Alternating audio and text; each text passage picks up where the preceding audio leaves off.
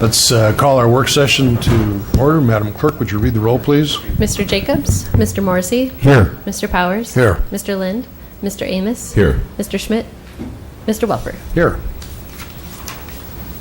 We need a motion to... Motion for the agenda? Second. We have a motion and a second on the agenda. Any questions or discussion? Hearing none, all in favor say aye. Aye. Opposed, same sign. That motion passes. We're here today for the Greater Cedar Valley Alliance and Chamber semi-annual update. Are you up, Steve, or who's going first with you? Good afternoon. Thank you very much for another opportunity to come in and talk to you about the things that are happening in the Cedar Valley, and particularly Waterloo. I first have to give the apologies from Sue Armbrecht, our chair, who is traveling on business, and our vice chair, Bob Smith, who is traveling on business, and Eric Johnson. All three are engaged otherwise today, so you get us. Mm-hmm. I mean, that's a good thing. They're out working, right? That's exactly right. That's exactly right. It's busy here, thankfully.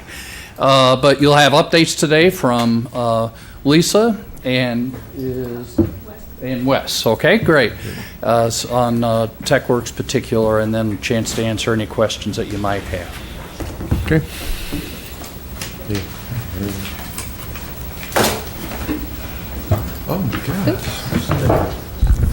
Good afternoon. I'm Lisa Scubel, Vice President of Economic Development for the Alliance and Chamber. It's a pleasure to report out to you this afternoon. As of this morning, I know I gave you a printed report last week, but as of this morning, there are 36 active projects. 34 represent external and existing opportunities for the city of Waterloo, with the potential of new job creation of approximately 4,693 new jobs. As you can see, that went up 1,000 jobs since we last talked. We got a fairly sizable lead in on Friday that currently Noel and Adrian are working on to submit a competitive proposal by the end of the week. And then with a potential new capital investment of somewhere around $150 million in total. It might be higher than that. That's pretty conservative. 26 of those represent external prospect opportunities, while 8 represent existing businesses. Now, so far, the second half of the fiscal year, we've had 2 prospect visits since January, with a total of 5 over this fiscal year.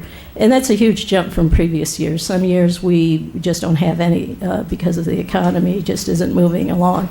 I'm hoping that this trend continues based on the activity that we've seen over the last month, and we continue to work hard and collaborate with the city staff to do what we can to get the company's attention beyond the desktop review, but to get them to visit here, look at the sites, and start the conversation of why they need to locate in the city of Waterloo.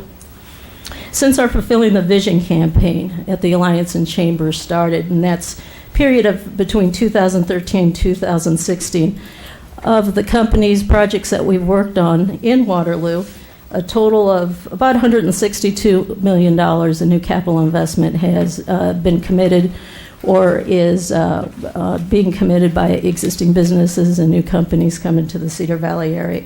Well, I should say Waterloo. And of that, there are about 138 jobs that those companies have committed to create in the city of Waterloo. On average, from those companies that have reported wage rate information, about $21 an hour in average wage rates will be created, which is above the target the Alliance and Chamber had projected for this campaign period of Fulfilling the Vision, which was about $18 to $19 an hour. So we were very pleased with that. Well, it's not a lot of jobs, but the wage rate is certainly above our target and will support a family and housing and property tax that come along with it, and spending power. I've mentioned before at the last council meeting and the one before that, we've been working with an international project for quite some time. The company continues to do their due diligence on the site in Waterloo, and we're encouraged by the attention and the money they're committing to this project to vet the site to their board satisfaction. So we're hoping by this fall, the company staff will be making a recommendation to the board of directors in favor for a location in Waterloo. By the time that happens, our office as well as the city staff will have worked on the project about a total of 26 months. So sometimes these projects take some time. We'd like them to happen sooner than later, that's for sure. Since we last met, we officially got the site certified at the end of December. This certification has generated interest from companies and site selection consultants for more information, and even a site visit this past October. So we're moving forward with that. One of the things that we're going to be doing here soon is generating a video centric to the site and more information about the city of Waterloo that we will send out to site selection consultants and some of our softer prospects that don't have a complete timeline for a project but have interest in our location. So we can stay in front of them. Right now for our lead generation since February through the beginning of the month, over 750 calls have been placed to 250 C-level executives globally. And so far, as you see on the sheet, it has generated 63 companies that have shown interest, with 4 companies in the process of being vetted. And of those, at least as of this morning, I plan to have 2 conference calls with 2 of those 4 companies. One is based out of California, food processor, and another one is a durable good manufacturer based out of the Netherlands. We're just trying to get our schedules in line based on the time difference between Waterloo and the Netherlands to make that connection. And those aren't added, those 2 leads are not included in the 36 I just mentioned. In addition to that, since January, we visited with 10 site selection consultants in the Chicago, Illinois area. And Iowa is seen favorably. These are consultants that we continue to establish a relationship with. We visit and meet with them on an annual basis and provide them information that has changed with available real estate in Waterloo, as well as what's going on in the Cedar Valley region in terms of labor force and talent. Along that line, next week I will be in Atlanta meeting with Site Selection Influence as well. We have about 8 appointments scheduled right now. We'll continue to schedule the appointments till the end of this week, so we're hoping that we can get that number up to at least 10. And next month, Steve Dust and I, as well as our region partners, will be going to Washington, D.C. The Department of Commerce and U.S. International Trade Administration, for the 3rd year in a row has held a Select USA. It's a FDI, Foreign Direct Investment trade show. So the purpose of that trade show is to align economic developers throughout the U.S. with companies and individuals internationally who are looking to make U.S. investments. So we've seen a lot of traction being made. The state has attended but not exhibited. We do plan to exhibit, but we've seen some leads, at least from the state, and come as a result of that. So we're hoping to make some direct connections again and continue to mine the international markets as well. Lisa, may I stop you for a moment? Sure. On that second paragraph after external marketing, it says Iowa was seen generally by the consultants as a low risk. What does that mean?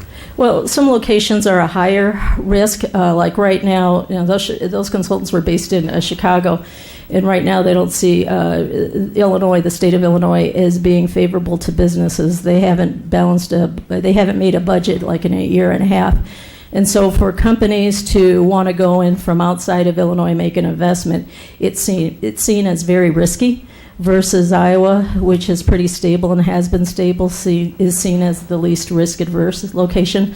That's favorable for us as a location. If site selection consultants are seeing that and they're making recommendations to their clients on the cost of doing business in the state of Iowa and, of course, Waterloo and the Cedar Valley area. Okay. Thank you. Does that help? Yes, yeah. Okay, thanks. Thank you.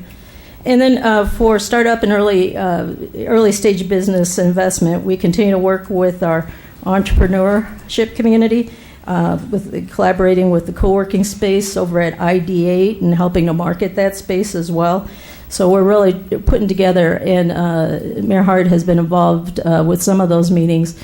Regional Innovation Network is right now what we're using as a name to nurture product development and new ideas not only for information technology, what's happening over at ID8, but a lot of the good things that are happening over at the Tech Works with 3D printer and makerspace. We want to continue to cultivate and nurture ideas and innovation in the Cedar Valley area to promote advanced manufacturing to that next level. Along that line, for Talent Connect, we've talked about it before, and at another date, before our next report, Danny Loddick, we'll have Danny Loddick come in and give a report on what he's doing for Talent Connect, because we see there's a direct alignment with talent recruitment and retention. And he's been preparing information, video materials to support our HR directors and managers in the city of Waterloo, but also the entire Cedar Valley region. And he has an event tomorrow night, Sell the Cedar Valley. The event will be at Lark Brewing. He, as of this morning, has 50 attendees. So this is a very important subject that we're seeing a lot of businesses wanting that additional support to help attract the talent, but also retain it. So his event is geared toward providing information and material to human resource managers, recruiters, and anyone else who's involved with directly or indirectly of recruiting talent and retaining that talent here in Waterloo and the rest of the Cedar Valley area. So you're going to see more about that in the media, but you'll also be hearing within the coming months from Danny, and he'll be sharing with you a revamped website, some video. I've seen some rough footage of the video he's created of the Blackhawks, the new single speed, and some other venues that will enhance the quality of life and have been pretty impressive so far. So we'll schedule that. It'll probably be the end of the summer before we get around to doing that, but you'll be hearing more from Danny on that subject alone. So to allow some time for a TechWorks update, is there any questions, or do you want to wait till the end? I see Mayor had to leave. Lisa? It's up to you guys. Lisa? Yes, sir. Yes, I was wondering, I didn't see any report here on diversity inclusion. Is that part of Danny Loddick's presentation Yes. later this? Yes, it will. It will be. He's working, he works with diversity inclusion and is our representative with that private sector business group. And right now what they're doing is developing a plan of work of how they can continue and more effectively reach out to the existing businesses to offer those resources companies need or may want to use as they're onboarding onboarding different components of diversity and inclusion in their workplace. I think that's very important. Please, could you send Yes. that updated sheet that you talked about where the front end of this has the smaller numbers and it's grown to 4,000? Could we get an updated Sure. sheet on that, please? Okay. Where should I send it to? Michelle? To Kelly. Kelly. Kelly? Okay. Thank you. And I was registered to go to Danny's presentation, but my work has changed. That I will be out of town tomorrow night. So, But I look forward to catching up with you next Yeah. week. thank you. Anyone else have a question? Okay. That's all for the moment, Lisa. Thank you.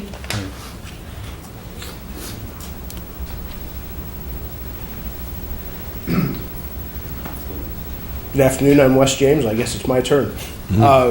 In way of a quick report for Carrie Dara, who's out of town this afternoon, she asked me to carry 4 points on community development in addition to TechWorks. First, Leader Valley coaches were in Salt Lake City in April for facilitator certification, some really good training there. Second, 7 Habits training has been provided in the area in April for more than 60 local business leaders. Third, the Regional Leader in Me Symposium is currently scheduled May 10 through 12, drawing over 200 educators throughout the Midwest to the Cedar Valley for training. Many local Leader in Me schools will be featured and will provide testimonials on the transformation and positive effect of the program in their school culture. And finally, the 8-month 2016-17 CVLI, or Cedar Valley Leadership Institute, will wrap up May 24th, graduating 36 emerging leaders from 27 area businesses. With that, I'll move on to a topic I am a little more familiar with, and that's the TechWorks campus. I can speak ad nauseum on that one. How much time do you guys have? I'll make it quick. We've, as you can tell as you drive by on the highway, we've got a lot of progress happening on campus.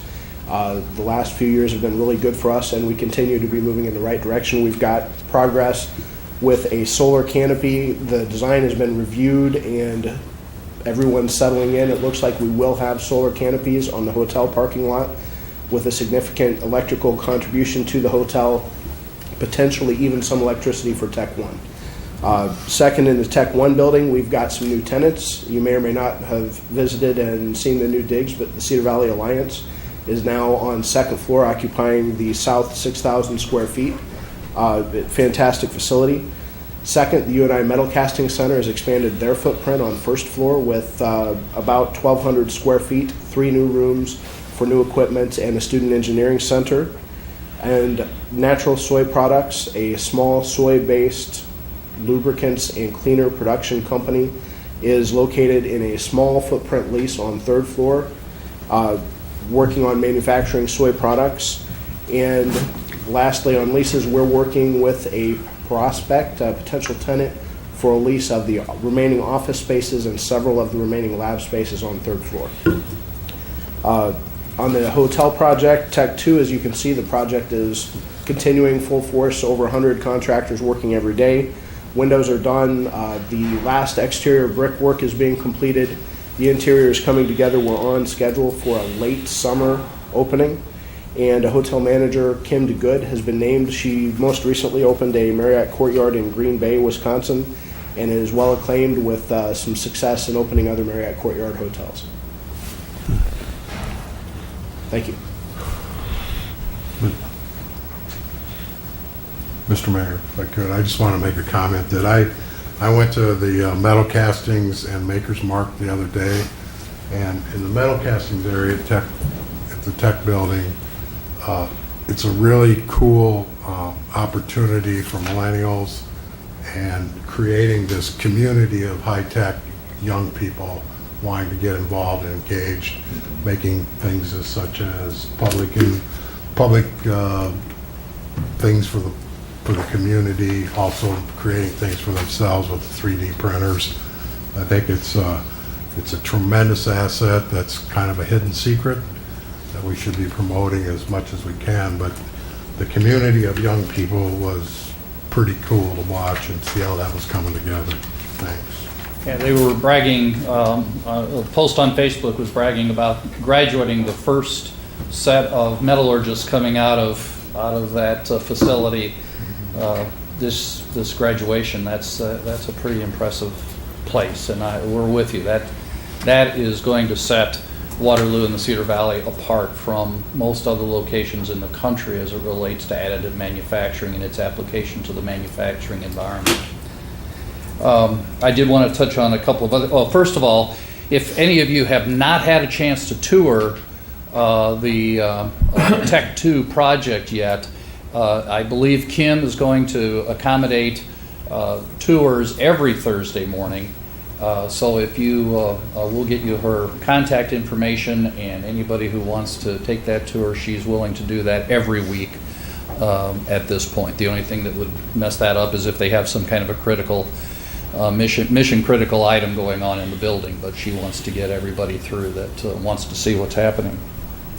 Also, in terms of infrastructure, we do want to mention on the community development side, economic development side, that of course we're supporting Keith and the airport board however we can to work on maintaining and expanding air service, and he's been keeping you up to date on all of that, as well as managing a pretty good load of physical infrastructure things happening out there too.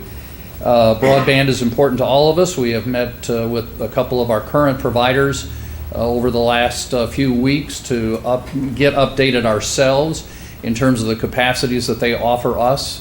That is becoming, as you well know, the essential infrastructure item for continued economic growth, and want to work with all of our communities, especially Waterloo, in terms of expanding broadband, high-speed broadband capacity in the community.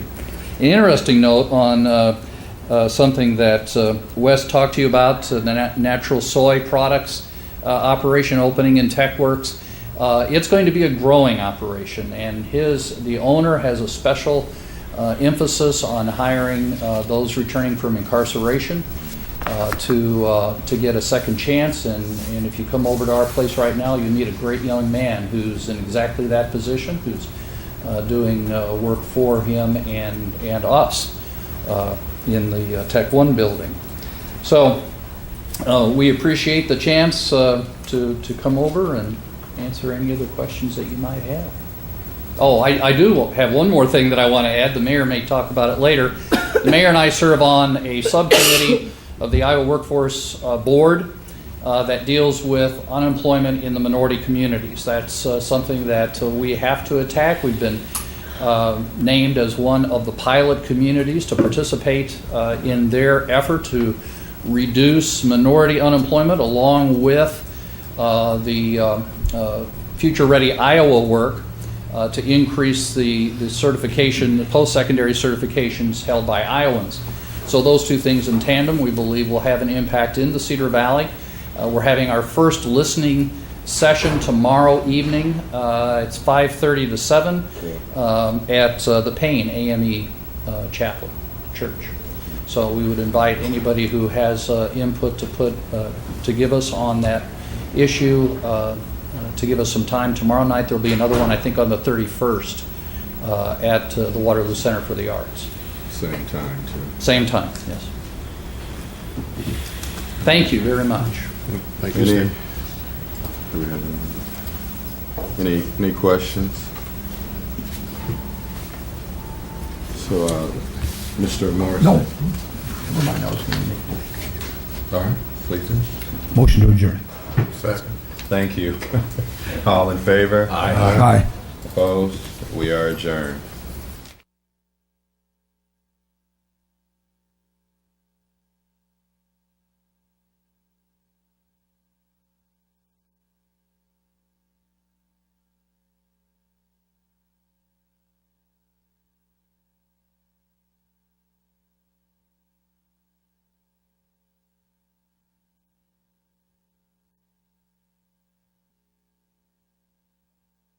Now, the ordinance committee, Madam Secretary, could you read the roll? Mr. Jacobs? Mr. Morrissey? Here. Mr. Powers? Here. Mr. Lind? Mr. Amos? Here. Mr. Schmidt? Here. Mr. Welper? Here. Motion to approve the agenda. Second. All in favor? Aye. Okay. We're here today to have a discussion on changes to Title V Police Regulations, Chapter 4, Convenience Store Security, submitted by Chief Trelka. Dan Trelka, Chief of Police. We've been working on this ordinance for several months now. Lieutenant Fangman has been spearheading it, and he's met with several community members to refine it and bring it to this point. So any questions you may have, Lieutenant Fangman is here to answer them.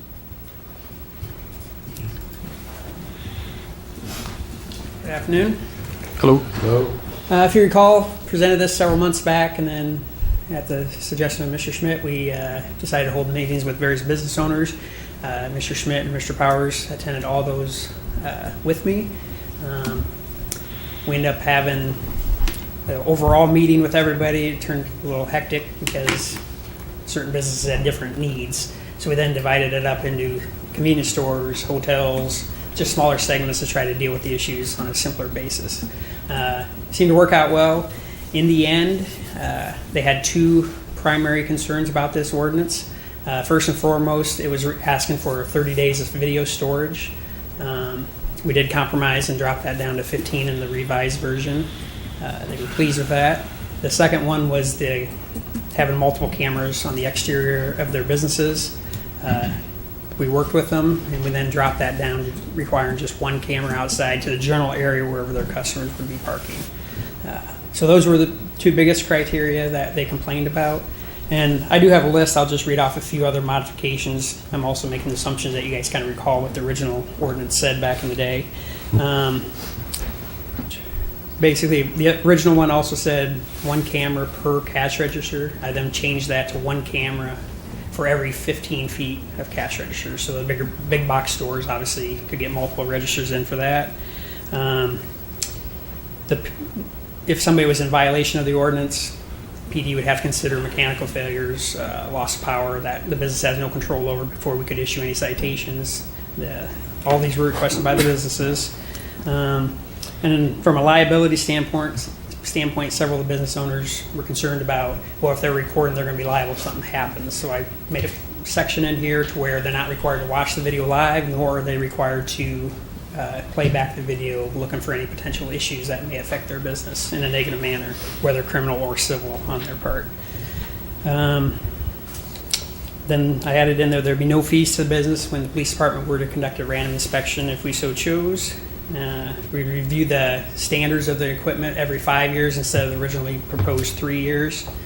And then if passed, they'd have 18 months to comply. We're already into a fiscal year for a lot of businesses, so making it more than the 12-month cycle, moving it to 18, that did give them a chance to incorporate it into their budgetary process as they're moving forward with their business needs. So that's kind of it in a nutshell. I'm more than willing to answer any questions you guys may have. Mr. Chairman? Yes. The only thing that I heard is the startup costs of doing this, the number of cameras that people were going to be required to have. Did you get that resolved with? Well, as originally said when I first came here a few months back, a do-it-yourself, this can be done for less than $1,000. Now, I get some businesses don't want to do that, so yes, obviously that cost is going to be higher.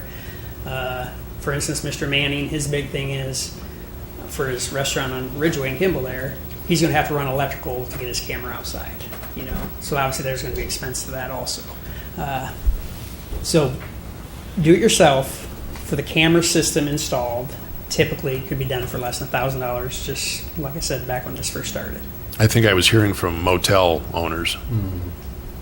Well, motel owners are not affected under the current revised edition here. Tell them that. They think they are. No, they're not. You just did, Mr. No, we stripped them from this. Mr. Welper. The reason for that decision, and that was Yeah. made in conjunction talking to the two council people that were present during these meetings. Most of the businesses covered by this are cash businesses. We did realize, obviously, we all know credit cards are a big thing in the hotel industry, so the amount of cash on hand is minimal. And the reason I had included them in the original version wasn't necessary for the robberies at hotels, which we have had, but not very frequently by any means. But my concern was the perception of the city because at least once a year, it seems, somebody breaks into 20 cars in the hotel parking lot, and there's no video, nothing for us to go on, unfortunately. It's just a bad perception of this city when that were to occur. Mm-hmm. And that's really the reason they were included in the first place. So it is what it is now. Okay. But they've been carved out. Yes. Yeah. Again, those are the only ones who have contacted me. And again, if, when you go in businesses moving forward through this process of this proposed ordinance, just look around. Most of these businesses already have the cameras. Some of them may need to tweak their system a little bit. I'll give them that. But, we're not trying to go out there and just ream the businesses, Sure. We want them to succeed in a profitable manner, obviously. Anybody else? Mr. Chairman, I would just say I'd like to compliment Lieutenant Fangman and Councilman Powers, for the time we spent on this and the input from the various citizens, because there was a perception that the city, whoever the city is, whether it's the council or the police department or whatever, was just going to kind of ram this down their throats. And so I think the fact that we were willing to sit down and talk to them and meet with them, and there were multiple meetings, and we, as you mentioned, broke it up into groups because each group had their own specific issues. And I do think, big picture, long term, this is where we're going. And whether you like it or not, whether you agree with it or not, whether you think it's Big Brother or not, because of public safety, because of trying to make communities safer to live in, I think this is where we're heading. And I think it's going to carry over into other areas with our cameras on the streets, with what Dubuque's doing, and things like that. So. And I compliment the business community too. Once they did get involved, the folks that did show up, I thought they participated well, and they were engaged. And I do think that the hotels are a little bit unique because they have so many doors, and they're just a different animal than the businesses we were dealing with. But I think, like a lot of other things, a year or two from now, people won't even remember this, and it'll just be part of what a new business does when they set up, just like plumbing and electric and everything else. This will be part of the deal. And I don't know that we're leading the state in this, but we did hear from business owners that have businesses in other communities that other communities aren't as far along as we are. So, I think good for us for doing that. Yeah, the only city in the state that I know of something similar would be Cedar Rapids. Did this a few years ago. Expanded who is required beyond the convenience stores, which we currently have now. So Yeah, I know the one guy mentioned, I think Rockford, and he said Rockford, they're like doing nothing. Right. And I don't think even, because we had some of this in effect already. yeah, just the Minimally. convenience stores. Right, yeah. So anyhow, good for you, and I thought you did a great job. Thank you. Mr. Chairman, I would agree with the comments that Mr. Schmidt made. I think Mr. Fangman provided great leadership, continued effort in visiting with business owners, going out and making compromises. And I think it's a plan that we should be supportive of because it's cameras are everywhere right now, whether we know it or not. They're out there. I think it gives our police department potentially another tool in their toolbox to get rid of this image that we may have in terms of crime. So I want to compliment the police department, in particular Mr. Fangman, for his due diligence on this and his leadership. Anyone else? Yes, Lieutenant Fangman, thank you very much. Thank you. And does the rest of the committee request that we move this out of committee and into the full council for a vote? Any objections to that? Okay, so we're just going to recommend that it go to the full council, then Lieutenant Fangman and Chief Trelka. Motion to adjourn. Second. All in favor? Aye. Opposed? We're adjourned.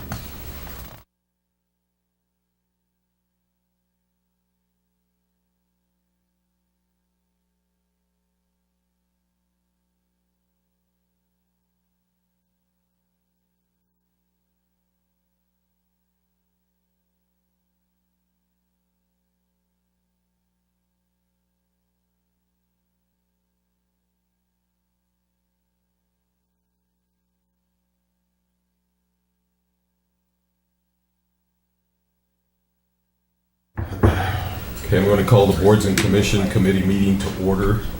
Kelly, if you would, please do rolls. Mr. Jacobs? Mr. Amos? Here. Mr. Powers? Here. Mr. Chairman, I'll move the approval of the agenda as proposed. I'll second it. All those in favor? Aye. Aye. Opposed, same sign. We have an agenda. If you would, Councilman Powers, take all 9 of these so that we can just go ahead and get them out of the way. Motion to receive and file Mayor Hart's recommendation of the following appointments. To hire Wright, sorry about the pronunciation if that's wrong, and that's for Boards and Commission and Human Rights Commission, expiration date of 5/8/2020, and this is a new appointment. Ron Miller, Boards and Commissions Historic Preservation Commission, expiration date 5/8/2020, and this is a new appointment. R. Kenneth Ernest, Boards and Commission, ADA Compliance Commission, expiration date of 5/8/2020, and that's a new appointment. Daniel Channer, Boards and Commissions, General Contractors, Board and Licensing Examiners and Appeals, expiration 5/8/2020, and that's a new appointment. Dennis Wilson, Boards and Commissions, General Contractor and Licensing Examiners and Appeals, expiration 5/8/2020, and that's a new appointment. Deb Waterman, Boards and Commissions, General Contractor, Board and Licensing Examiners and Appeals, expiration date is 5/8/2020. William Kugler, Boards of Commission, General Contractor, Boards of Licensing Examiners and Appeals, expiration date 5/8/2020, and that's a new appointment. Ross Samick, Boards of Commission, General Contractor, Board of Licensing Examiners and Appeals, expiration date 5/8/2020, new appointment. Scott Yount, Boards of Commission, General Contractors, Board and Licensing Examiners and Appeals, expiration date 5/8/2020, and that's a new appointment. I'll second that. Are there any questions, comments as far as any of this? I do have a couple questions of why there's so many new appointments on the same dates. They're going to expire the same time. And I did notice in the briefing materials that there were Most of them were from out of town, or Cedar Falls and Denver, but I would assume their businesses are here in Waterloo. But I just question why there's so many. Are we restarting this licensing thing, or? I don't have the answers to those questions, Kelly. I don't know if there's anyone here that you're aware of who would be able to answer that for us right now. I'm not sure. Okay, if we can get well, that information we to can. you. I'm going to approve of request what's that we get some answers for those particular questions, because I was wondering that myself, seeing all of those same individuals from going to the same commission or board and all having the same expiration date. So, okay, we'll try and get those answered maybe before the meeting, the regular meeting. We'll see what happens with that and go from there. So, all in favor? Aye. Opposed, same sign. That motion carried. Mr. Chairman, I move for adjournment. I will second that. All in favor? Aye. Aye. Opposed, same sign. We are in adjournment. Thank you.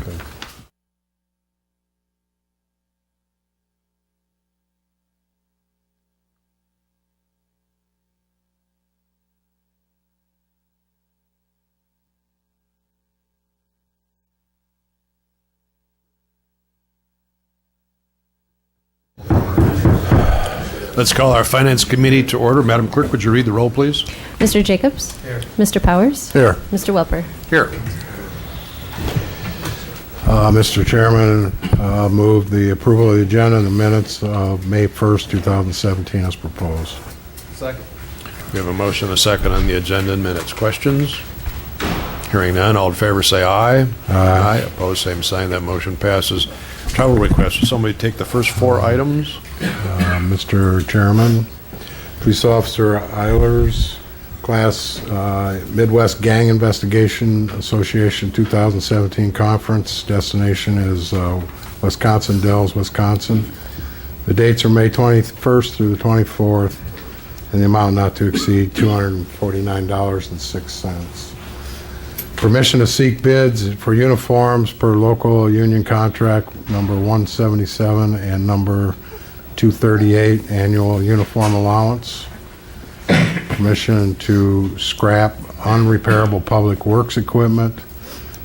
And number 4 is refund request for 3906 Ottawa Drive for the overpayment of garbage fees and yard waste container fees totaling $91.45 due to a billing error.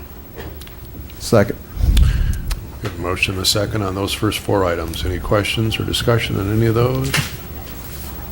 Hearing none, all in favor say aye. Aye. Opposed, same sign. That motion passes. Pre-auths. Mr. Chairman, pre-authorizations to expend over $1,000. Building maintenance, $4,992. Water-cooled indoor 5-ton cooling unit for public access. Mayor Quentin Hart, $600 for the Mayor's Top Teen Awards, Mayor's Volunteer Awards, Waterloo. Sanitation, $2,325.78 for brackets and fenders for truck number 202. Sanitation, $24,800. 2,500 tons of crushed run rock. Sewer department, $57,135 plus $1,600 shipping and handling. 2 impellers with SS wear rings and 2 stationary wear rings for the Easton Raw wastewater pumps. Sewer department, $26,800. Kong Agro Treatment Facility valve vault piping revision. Sewer department, $2,420. Replacement of the 15-inch to 30-inch uni ball for plugging sewers during maintenance. Traffic operations, $9,738 for 9 Miller burned street light poles. Traffic operations, $9,976. 29 LED Cobra heads. Traffic operations, $4,352.79. Spare parts, materials for street lights. Traffic operations, $1,895. JSF secondary flashing beacon. And lastly, traffic operations, $1,296.50. 2,000 feet of the IMSA cable stranded. Second.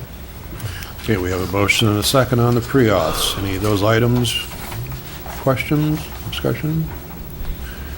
Mr. Chairman, if we could get an explanation of the 2,500 tons of the crushed run rock.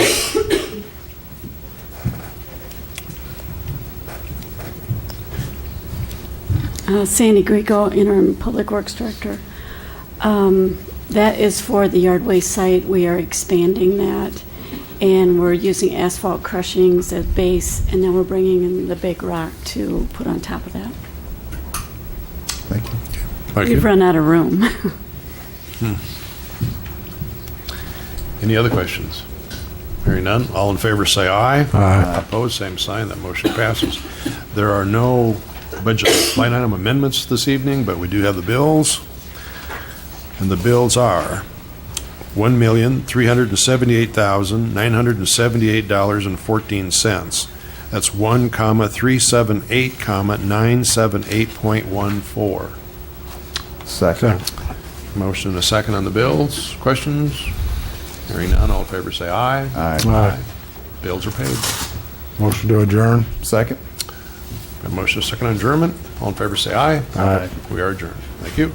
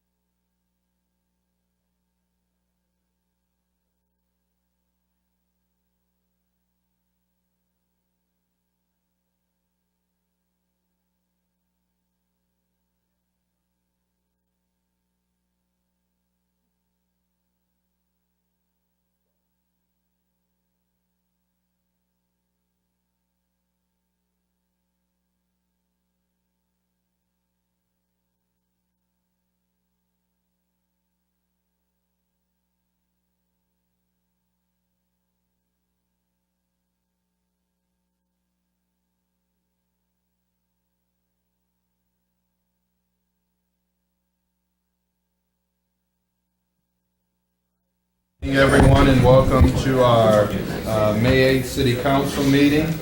Madam Clerk, could you please read the roll?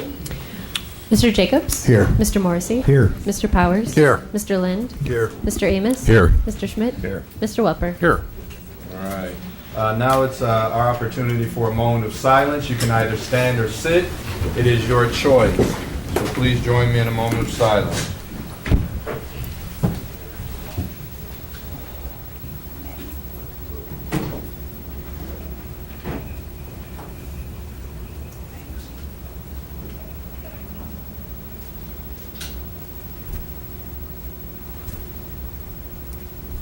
All right, thank you. This evening's pledge will be led by Jerome Amos. Welcome back. Ward 4 Council Member. Please join me in the Pledge of Allegiance. I pledge allegiance to the flag of the United States of America and to the republic for which it stands, one nation, under God, indivisible, with liberty and justice for all. Here we go. Mr. Mayor, Mr. Welker. I'd like to make a motion to approve the agenda as amended. The hard copy and electronically have been corrected, but we need to read this into the record. Police Officer Eilers will be attending the Midwest Gang Investigation Association 2017 Conference in Wisconsin Dells, Wisconsin, May 21st through the 24th, 2017, with the amount not to exceed $249.06. And also the approval of the minutes of May 1st, 2017, regular session as proposed. Second. That motion has been made and second. All in favor? Aye. Opposed? We have an agenda. All right, this time for our proclamations. The first proclamation we have is the letter carrier food drive. And if I could have Jim Johnson and others to come forward, that would be great. Where are the others?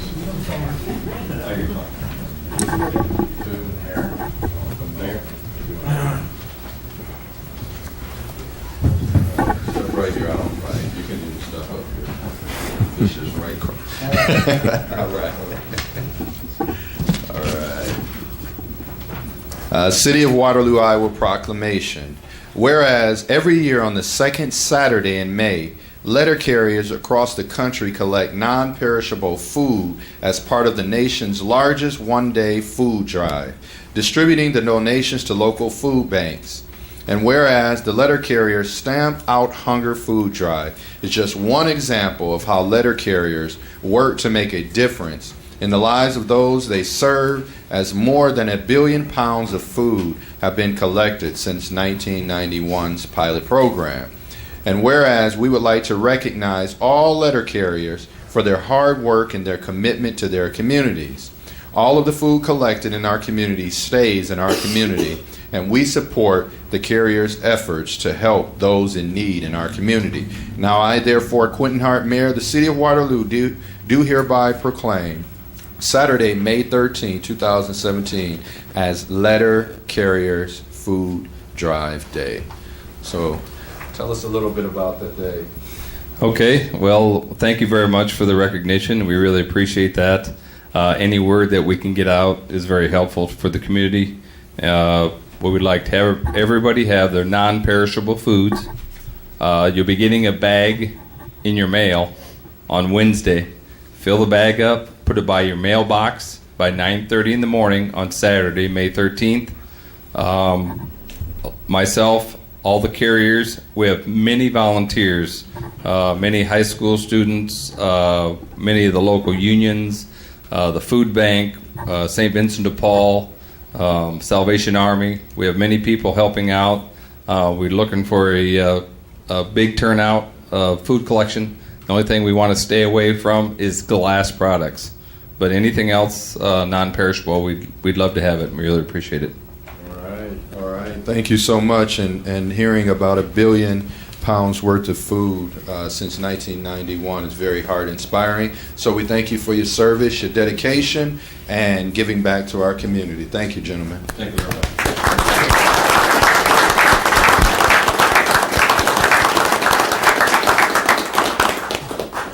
All right, and now I ask for Chief Troca to come forward for a proclamation for National Police Week and Peace Officers Memorial Day.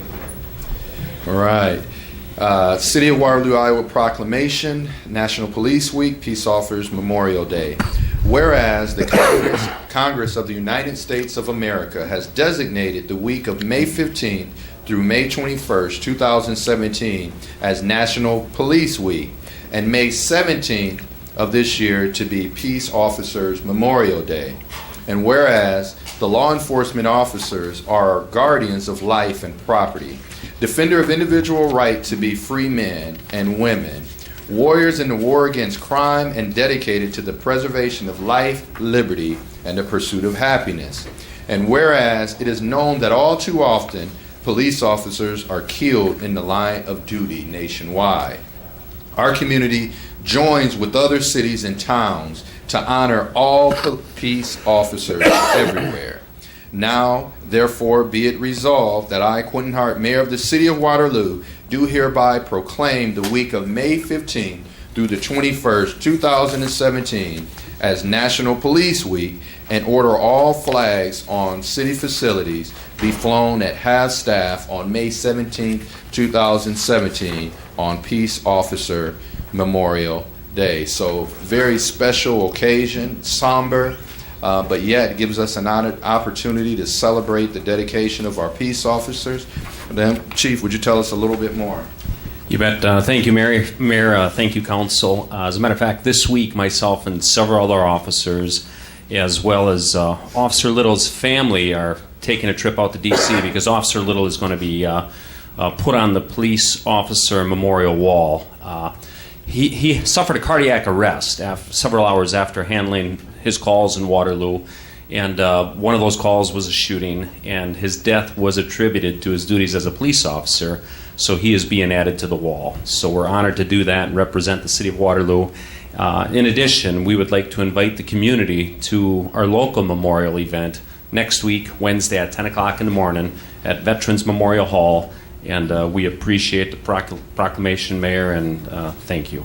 All right. Thank you so much, Chief. Thank you for your dedication as well.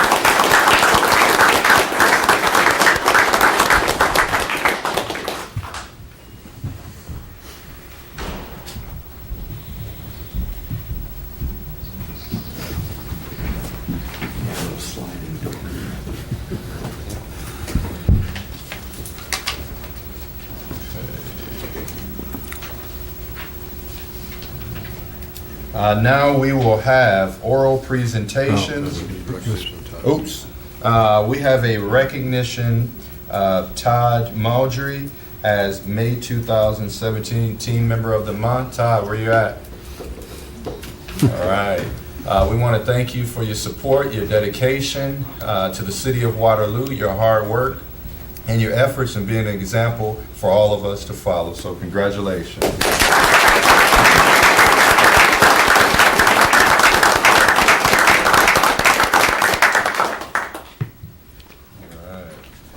Now we will have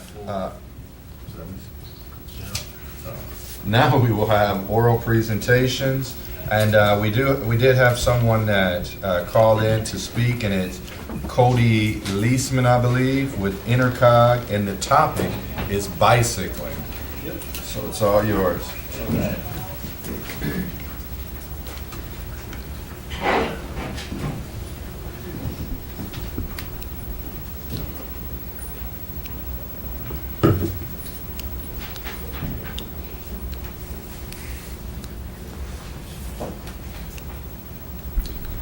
All right. Good afternoon. Thank you, Council. Thank you, Mayor.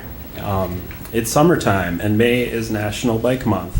I'm Cody Leisman, Transportation Planner with Intercog, and this is Jackie Shares, our Safe Routes to School Coordinator. As the name suggests, National Bike Month is celebrated nationwide. This Wednesday, May 10th, is National Bike to School Day. Then on May 14th, Mother's Day, Cyclo-Femme is a celebration of women's rights and remembers a time when women were actually discouraged from bicycling. Next week is Bike to Work Week, ending with Bike to Work Day. If you're on Facebook, look up the Cedar Valley Bike to Work Facebook page. They will have a photo contest with prizes up to $100, so it's a great time to try bicycling to work for the first time. As you said, my name is Jackie Shares, and I'm the Safe Routes to School Coordinator. Safe Routes to School was originally created to improve the quality of life for kids and communities by promoting healthy living, safe infrastructure, and increasing physical activity, starting with walking and biking to school. Here in Iowa, we have a Safe Routes to School program that is partnered with the Iowa Bike Coalition and Upper Explorer Land Regional Planning Commission, our funding, and Intercog. Our funding comes through formerly state transportation alternative planning funds that we apply for every year for our programs. Oops, I already missed this. Oh, okay. Safe Routes to School encourages and does a lot of education both in the classroom and outside of the classroom. We have two major events or programs that we host. Walking school buses are one, which the previous pictures showed two different walking school buses, just as they sound. You, instead of riding a bus, You walk to school with some adult volunteers trying to lower those perceived threats that some families may have with letting their child walk to school alone. And they also increase that physical activity before the school day even starts, which studies show students to be more attentive and focused if they walk or bike to school. The other one here is bike rodeos, which falls perfectly in bike month. I'm at the prime of bike rodeo season right now. I will do 15 before June 2nd. Listed here are all the bike rodeos I have scheduled basically now until June. Bike rodeos are a way for students to do hands-on learning about how to navigate their bike, how to be a vehicle just like a car is on the road. So they're learning hand signals, they're learning to read road signs, they're learning trail etiquette, and it's a pretty good time. If you're interested, we do have some bike rodeos coming up, so if you want to see them firsthand, you can contact me and let me know. I can always use a few extra volunteers. Great, thanks, Jackie. Now, a few points on bicycle etiquette. Iowa law states that bicyclists on road have the same rights and duties as drivers. If a driver is making a right turn and a bicyclist wants to go straight, the cyclist should pass the driver on the left. Likewise, the driver should turn from the far right side of the roadway, as shown on the image on the right. This is the case for any street, whether it has bike lanes or not. Also in Iowa, there is currently no law that sets the distance a vehicle can overtake a bicycle. There's currently a change lanes to pass bill in the House and Senate, which at this time has not been passed. The city of Waterloo has dozens of miles of trails, and they are much used and appreciated. However, in some cases, particularly where there are a lot of driveways and turning movements, trails are not always the best solution for bicyclists. Riding on road can make bikes a part of the normal traffic flow. The bicyclist is more visible, there are fewer conflict points, and drivers can expect bicyclist behavior better. Earlier this year, we discussed how Park Avenue could become the city's first on-road bicycle route, connecting downtown to the Martin Luther King Jr. Drive Trail, upcoming U.S. Highway 63 Trail, the River Loop Trails, and the U.S. Highway 218 Trail. This is a great example of a complete connected bike network. This network could also be extended further west. West 4th Street, for example, would be a great candidate for a designated bike lane, as changes to the existing road configuration would be minimal.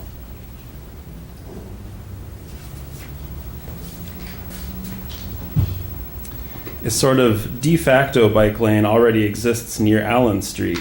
This could be extended further to connect the neighborhoods of Church Row and Kingsley to the bicycle network. Went over a little bit.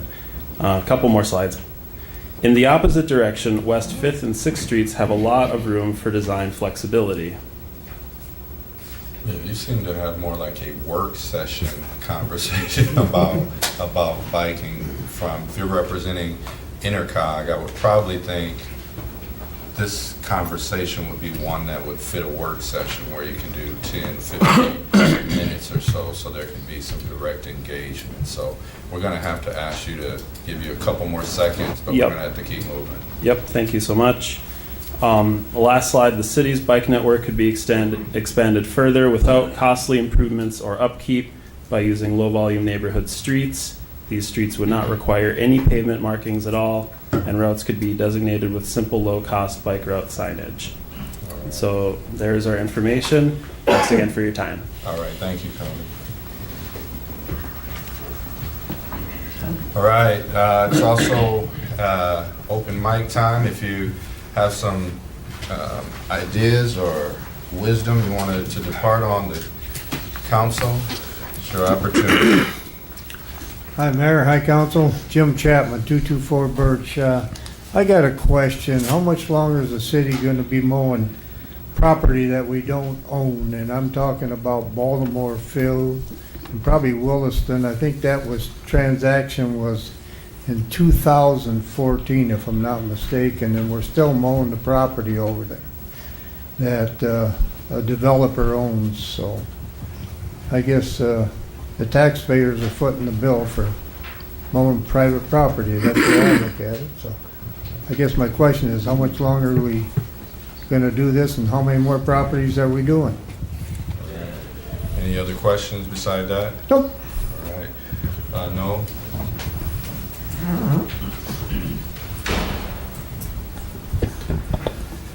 Noel Anderson, Community Planning Development Director. As you may recall, the City of Waterloo entered into a development agreement with Residential Development Partners, which is John Roof and Jim Ellis, to develop homes on Baltimore Field, Williston Field, the former Lafayette School Park, and some other potential sites. As a part of that development agreement, we did continue to mow portions of it that are not yet platted. There is some reversionary wording in the development agreement that if houses are not built on the lots soon, the city could take the lots back. So the city still has an interest in the lots that we're mowing as a part of the partnerships through the development agreement. We have been reviewing the development agreement as of late to see where they're at in their progress for building homes in terms of their timeline, the reversionary wording, and we'll probably be bringing that back to the council in the next month or so. That would include the continued mowing potential as well. Are we looking at taking the property back in that next meeting, Mayor? We'll have to look at that as part of the discussion. All right. Thank you very much. All right, thank you. Is there anyone else that would like to address the council? Hey, I got a new computer. David Dryer, 3145 West 4th Street. In the paper, I see that the city of Cedar Falls has many people questioning the TIF, as well as we have questioned it here. I would like to have someone figure out how much the citizens have invested in private business and don't own one share. I'll mention Logan Plaza, not picking on that development, as it is a long overdue process. However, all tax-paying citizens have a vested interest in those actions with TIF happening all over town. The developer is investing will have a value of $9.5 million, and through TIF we will have $8 million as the citizens in the project.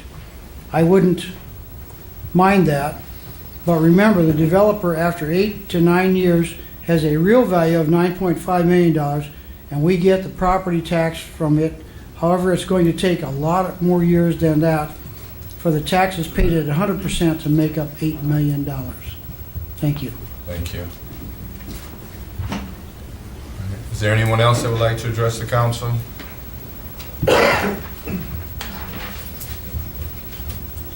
Good afternoon, Todd Obadal, 124 Amity Drive. I was able to attend the meeting before the meeting in regards to the video surveillance system. I would like to say that I am very pleased by a lot of the revisions that have taken place here. It seems like the Fourth Amendment concerns have been addressed, but at this time I would like to just mention that item 1G, there says businesses affected by this ordinance are not required to monitor or review any of the video footage that their system captures was an attempt to keep liability off the businesses. I would like to see, before this gets voted on next week, some discussion about case law or any other higher governing entities, be it federal law, state law, in regards to whether the city code would protect the business owners from unnecessary liability that these cameras would bring about. I was at the first meeting that took place in regards to this item here.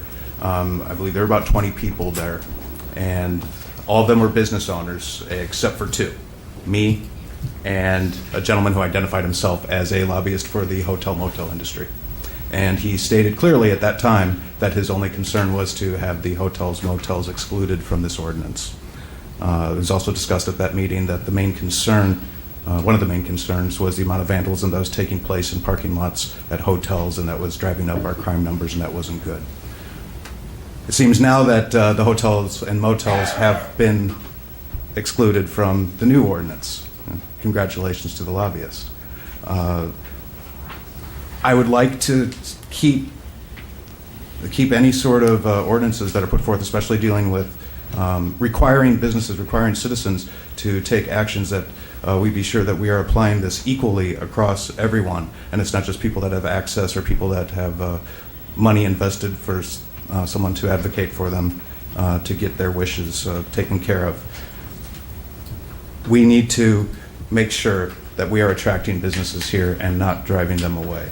The additional costs need to be taken into consideration at all times, and I would just like to say that I did sign the attendance sheet there with my contact information for future meetings. I was not contacted about any future meetings. There was a businessman there whose business I patronize every so often, and whenever I'd run into him, I would ask him if he had heard anything more on this topic, and his response to me was always, no, haven't heard anything more about it. So I would just like to say that I am concerned about the lack of communication with people that expressed interest in contributing to a good ordinance here, and one that's good for all people here in Waterloo. Thank you. All right, is there anyone else that would like to address the council this evening? Going a second time. Mr. Mayor, Yes, sir. I move to receive and file oral comments. Second. The motion has been made with the second. All in favor? Aye. Opposed? Comments received. Mr. Mayor, I'd like to make a motion to approve the consent agenda. That's items 1 through 4. And within that are the bills payment this week. $1,378,978.14. That's 1,378,978.14. Second. The motion has been made with the second. Council, any discussion? Mr. Mayor, Yes, sir. I have 4 questions. Okay. I'll go through them one at a time if you don't mind. Perfect. 1A12, that's at Sunnyside South. We conveyed that property to Sunnyside South. If they didn't convey it back to us, legally, they own it, how can we sell it? That's the question a couple constituents have asked me. So I just want to start another process that we get burned again. So the question is, are we confident we have clear title in this property?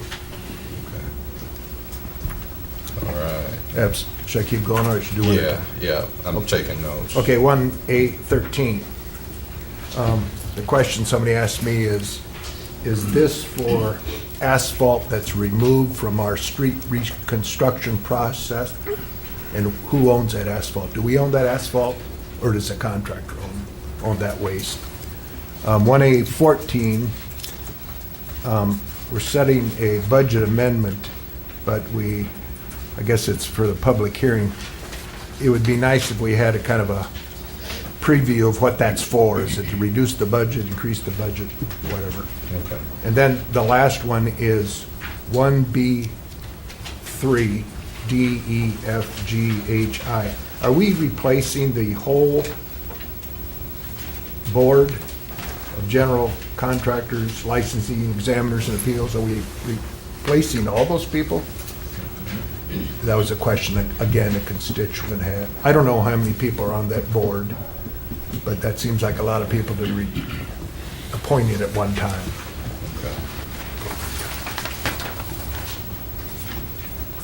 All right, so we'll start with number 1A12, and that is, I guess you, Dave. Somebody's up.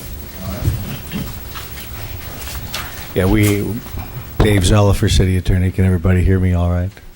We do have the blessing of Sunnyside South, the corporation, to go ahead with this sale and get this thing over with. So the answer is yes, we have that to move forward as Mr. Lynn had. That's good news. Number 2, asphalt. Where's Eric at? No, do you know about 1A13, as Mr. Lynn asked? Where's Eric? Okay. Michelle Wiedner, Chief Financial Officer.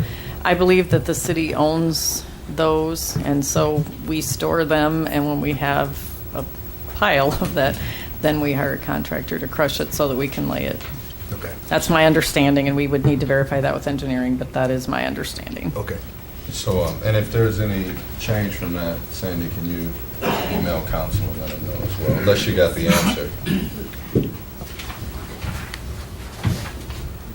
Sandy Grego, yes, Michelle's right, that it is stockpiled in our yard, and then we use it, we crush it, and we use it for alleys and stuff.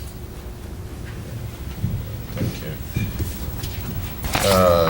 The 184, Michelle, for Mr. Lynn's question, I think it's, 14, about wanting some information for the amendment. Michelle Whedon, your Chief Financial Officer. This is our annual year-end budget amendment. Part of our budget setting process requires us not to spend more in any one of the 9 budget areas than what we originally budgeted. So we generally will have changes because we'll have gotten grants throughout the year, or maybe we're spending more on capital projects than we expected.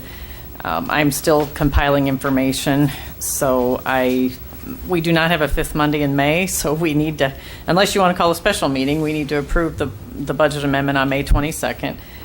We will be trying to pull out information together this week, and we can provide more information to you when that's ready. And, no, we got information on the board appointments for general contractors. Noel Anderson, Community Planning Development Director, and yes, they're all the board members' terms were up. Only 3 of the existing board members were active, so we're working to reestablish the entire board. Mr. Mayor. Mr. Amos. There was questions about that exact thing, the 6 at a time, and so we had Kelly look it up, and there are actually 9 board members. So from looking at that, the way that rotation is going to be is next time there'll be 3 individuals who actually will be up for appointment. One of the concerns is the fact that when you have that many coming on new at once, there may be some actual problems generated with that. So I don't know if that's something that we can look at to change that stagger. Well, I think you just mentioned that part of, we had some attendance challenges also, right? So you had 3 that were there. We do have staff that are there that can get people up to speed. Okay. We have information, we have previous minutes and agendas. So I think for the most part, on most of the boards, if I'm not mistaken, there is a staggered start process. Who's the board chair? I am. Boards and Commission? I am. Okay. So we can take a look at that and talk about it and see if there's some gaps in some certain ones. Okay. All right, any other questions about the consent agenda? Madam Clerk? Mr. Jacobs? Yes. Mr. Morrissey? Yes. Mr. Powers? Yes. Mr. Lind? Yes. Mr. Amos? Yes. Mr. Schmidt? Yes. Mr. Welper? Yes. All right, we have some folks in the audience today. We have Taja Wright with our Human Rights Commission, and if you can stand, and we'll ask everyone to stand and applaud at one time. Mr. Ronald Miller, who joined us earlier today on our Historic Preservation Commission. R. Kenneth Ernest on our ADA Commission. Dan Channer from our General Contractors Board. Are you out there, Dan? How about Bill Kugler from our General Contractors Board? Is Dennis Wilson here? And Scott Yount, I believe, are on our General Contractors Board as well.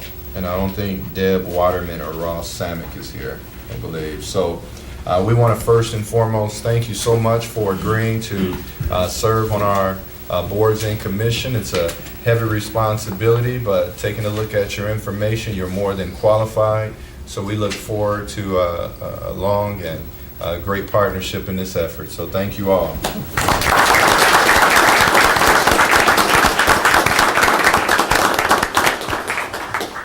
All right, and you are more than welcome to stick around if you want. He's already leaving. Brandon's got a concert at 6 o'clock. All right, so thank you all. Is there anyone I forgot? All right, number 2, someone. Mr. Mayor. Mr. Schmidt. Item number 2 is a motion to receive and file proof of publication of notice of public hearing, and that's for the sale and conveyance of public alley right-of-way located adjacent to and north of 1118 Amesboro Avenue to Village Properties, LLC, in the amount of $1 and approved development agreement. Second. A motion has been made with the second. All in favor? Aye. Opposed? The hearing is now open. Is there anyone in the audience that would like to speak with regards to this item on the agenda? Going a second time? Mr. Mayor, I make a motion to close the hearing. Second. Receive and file the recommendation of approval of Planning, Programming, and Zoning Commission. Second. A motion has been made with the second. All in favor? Aye. Opposed? The hearing is now closed. Mr. Mayor, I make a motion to receive, file, and consider and pass for the first time an ordinance vacating a portion of public alley right-of-way located adjacent to and north of 1118 Amesboro Avenue, subject to retention of an easement over the northerly 10 feet of the vacate area. Second. That motion has been made with the second. Questions, council? Mr. Mayor, could we just have a little overview on this? Mr. Anderson?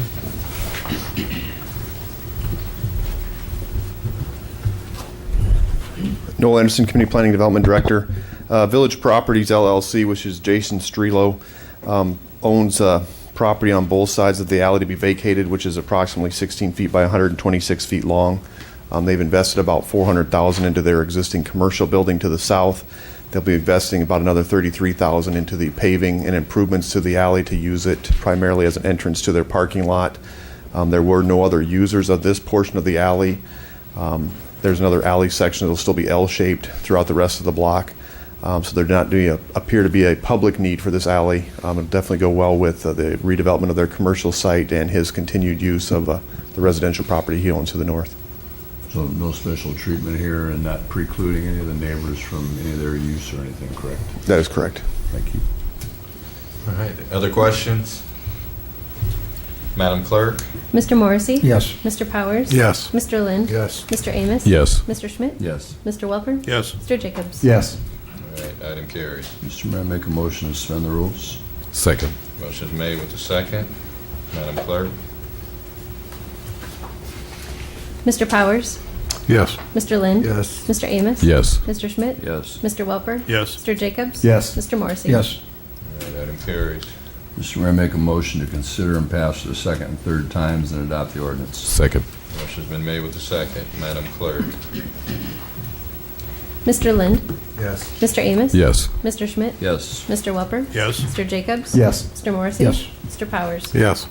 All right, item carries. Mr. Mayor, I'd like to adopt a resolution authorizing sale and conveyance of platted alley located adjacent to and north of 1118 Amesboro Avenue to Village Properties LLC for $1 plus costs, subject to the retention of an easement over the north 10 feet of the area to be conveyed, and authorize city attorney to prepare and deliver deed accordingly, and authorize mayor and city clerk to execute said documents. Second. That motion has been made with the second. Madam Clerk? Mr. Amos? Yes. Mr. Schmidt? Yes. Mr. Welper? Yes. Mr. Jacobs? Yes. Mr. Morrissey? Yes. Mr. Powers? Yes. Mr. Lind? Yes. Item carries. Mr. Mayor, I'd like to make a motion to adopt a resolution authorizing development agreement and authorize mayor and city clerk to execute said agreement. Second. Motion has been made with the second. Madam Clerk? Mr. Schmidt? Yes. Mr. Welper? Yes. Mr. Jacobs? Yes. Mr. Morrissey? Yes. Mr. Powers? Yes. Mr. Lind? Yes. Mr. Amos? Yes. All right, we got to take these individually, right? Number 3. Mr. Mayor, Yes, sir. I'd like to make a motion to approve general obligation bonds -ECP -2 the issuance of not to exceed $200,000 general obligation bonds for essential corporate purposes. Second. The motion has been made with the second. Madam Clerk, the action.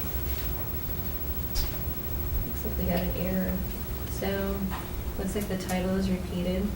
So if you skip down to where it says motion to receive and file proof of publication, I guess I apologize, it's duplicated on all of these.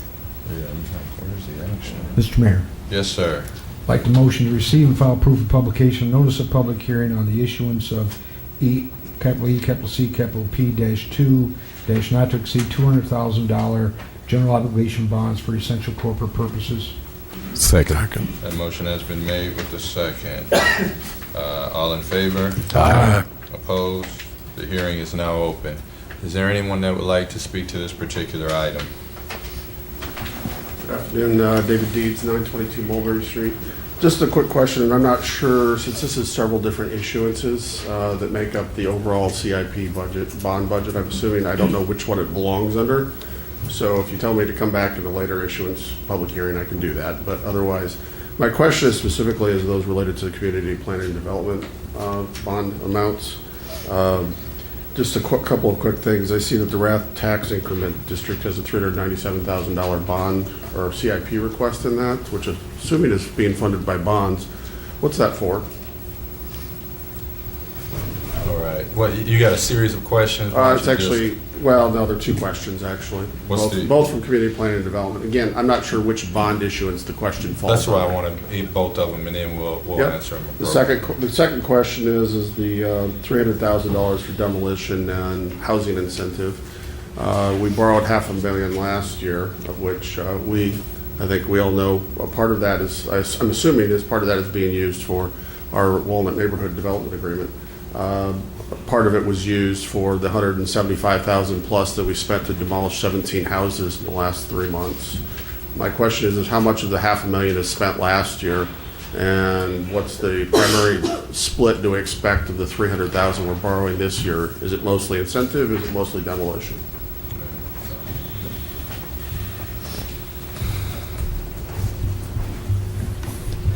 Noel Anderson, Community Planning Development Director. In the Rath area, we are usually working to work with existing businesses to expand and to acquire properties there that are potentially dilapidated.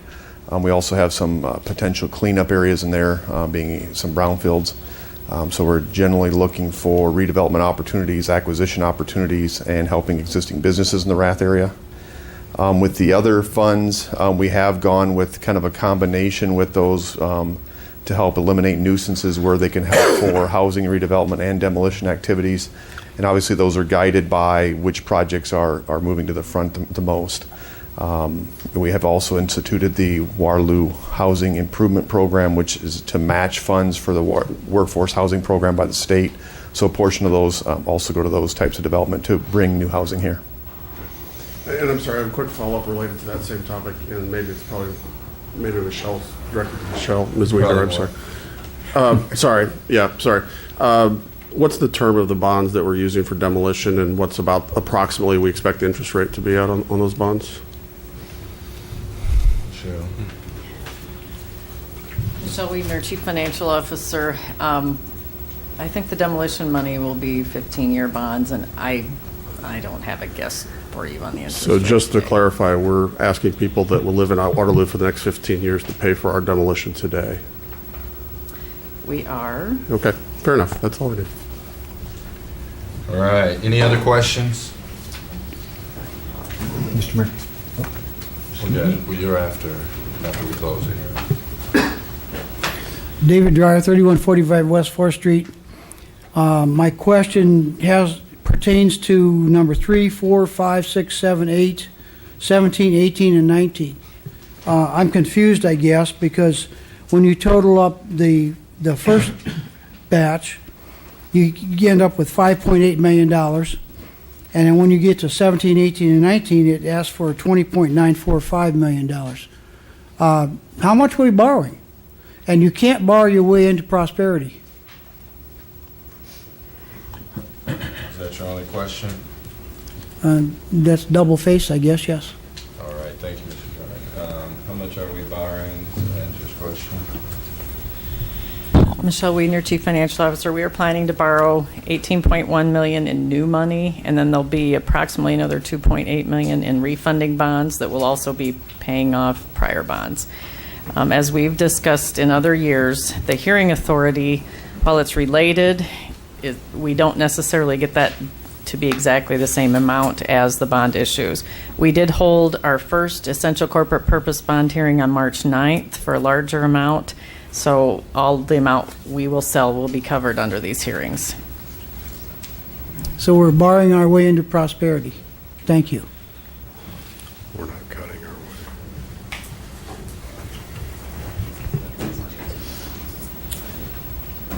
way. John Sherbin, 1715 Robin Road. It gets to be quite a situation when you got to sit down and figure out what these bonds are for. I know I've asked the questions a lot of times how they get paid off, and it's always very fast, or we pay off a little here and a little there. But my question being, how much money is this total cost for all these bonds for 15 years? And I know the interest rate makes a big effect, but we should have a rough idea. How much money is this money that we're borrowing going to cost us? And what's that going to do to our city rates? I don't know. I can't get we used to say it was 22 cents on the dollar or whatever. Now we've changed that ratio, so we don't really know. As citizens, we have no clue what we're paying out in interest. It's at least 22 cents on every dollar that comes to the city goes for paying off our finances. So I'm just curious, why can't we get this as like business would be? If I walk up into the bank and I say, I need to borrow this amount of money, they're going to say, this is how much it's going to cost you. Why doesn't the city say this, and why aren't we responsible to the citizens? Thank you. Do we not have a public bond? We annually hold a public competitive bond sale, which you are all more than welcome to attend. We have set that, or we will be setting that date later on this agenda for May 17th. Instead of just walking into our friendly banker, we actually go to a nationwide electronic auction so that bidders from all across the country can bid in hopes to make our interest the lowest that it can be. We will pay approximately $3 million in interest on our GO debt this year. Now, that's this year on all outstanding debt. That is not the interest on these bonds. And I can get back to you with estimated interest. I just didn't bring it with me tonight, and I don't want to guess because I'll guess wrong. We have held our debt service levy that the property taxpayers pay at virtually the same dollar amount for the last several years, at about $7.8 million. There are other pieces that are paid by TIF revenue, sewer revenue, hotel motel revenue, other sources. And one of the issues tonight, issue 2017C at $8.1 million, the interest will be repaid by the developer. The principal will be repaid with incremental sales and hotel motel taxes earned in our TechWorks campus, Iowa Reinvestment District. You probably remember we were the first community to be awarded an Iowa Reinvestment District in the state of Iowa when the program was created. And things are progressing very well with that project. We expect it to be open and generating sales tax in the next few months. And any other questions? Mr. Sherbin, I'd be more than happy to discuss with you personally. If you want to call my office and make an appointment, we can talk about that, or we can have a work session just on debt. I think that we've tried to be very responsible.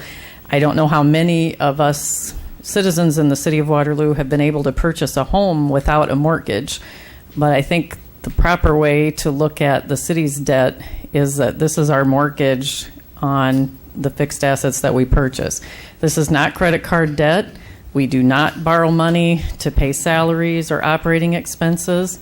It is for fixed assets. So I think our debt load, compared to the 10 largest cities in Iowa, we are ranked 5th in terms of our debt burden. I don't believe that we are carrying far more debt than other communities in similar positions. Thank you, Michelle. Yes, sir. Yes, Todd Oberall, 124 Amity. Quick question. My question is, how much is the sewer revenue, and how much of that is going to debt service? Thank you.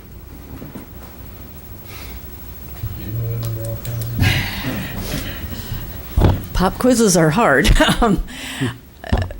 Right now, I believe our annual budget for sewer revenue is about $12 million, and I believe that our annual debt service for sewer, I'm not going to guess at that. I don't recall off the top of my head. I would prefer, if Mr. Obadal, if you want to call my office, I can look that up and give you that answer. Mr. Mayor. So with the bonds that we're voting on tonight, about $20.9 million, can we get some kind of projected rate of interest the city would be paying on that? Just a ballpark interest rate? We must have some idea.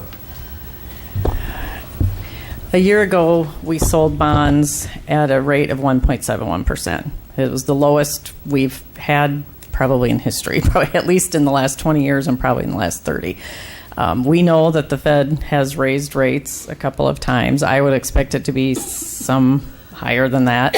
We're also, the $8.1 million issue is kind of a horse of a different color because it's going to be repaid with different sources, so the rate on that may be a little higher.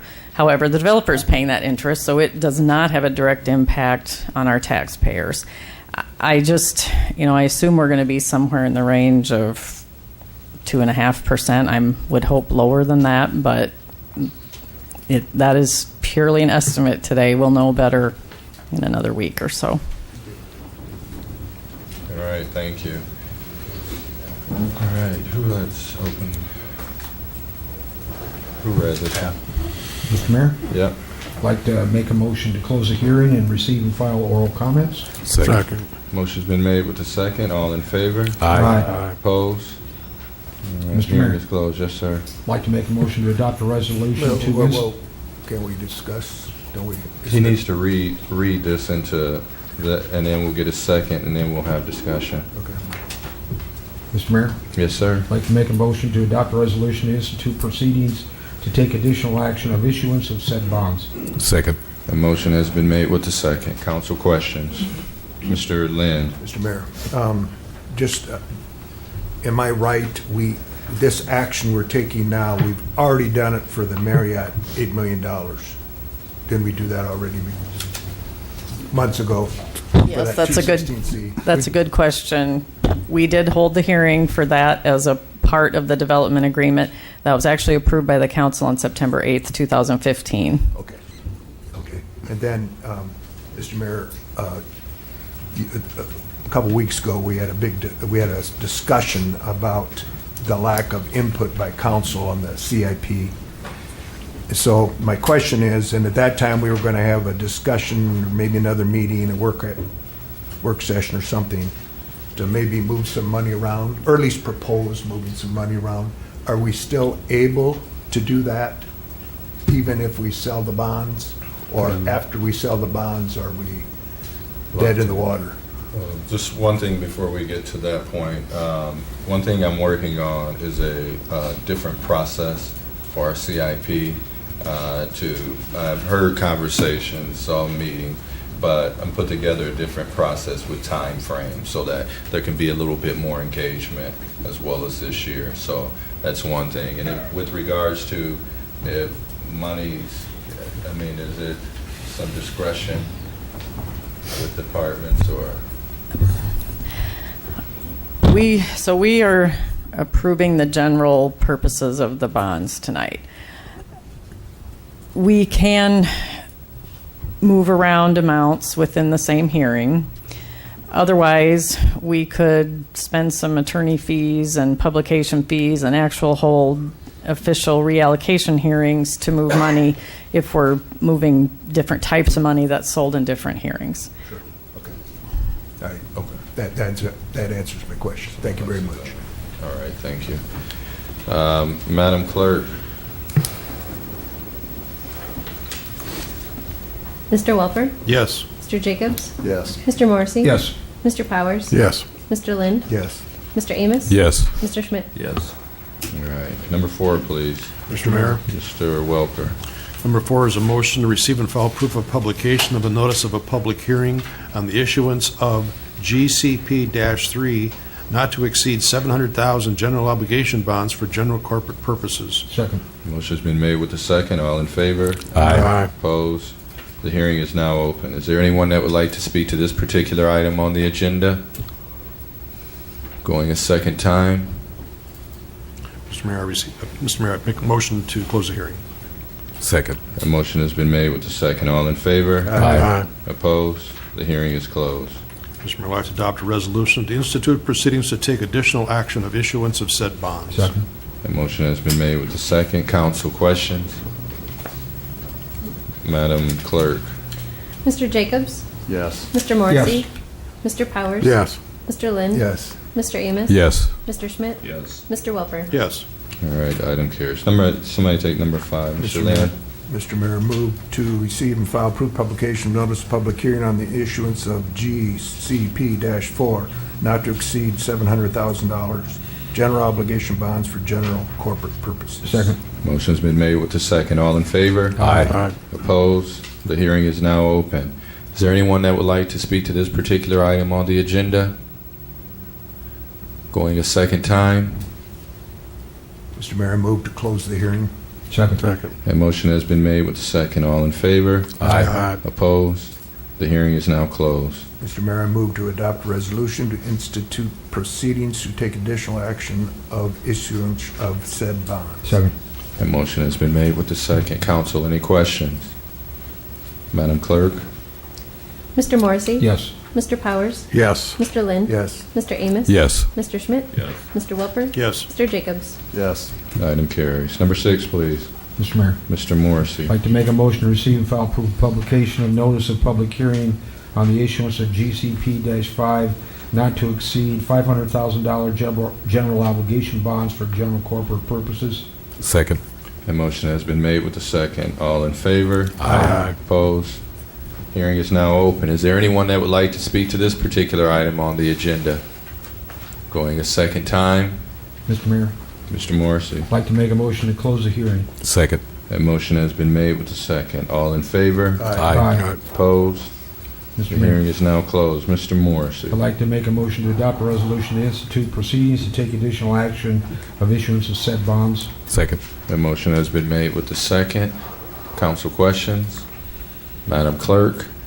Mr. Powers? Yes. Mr. Lynn? Yes. Mr. Amos? Yes. Mr. Schmidt? Yes. Mr. Welper? Yes. Mr. Jacobs? Yes. Mr. Morrissey? Yes.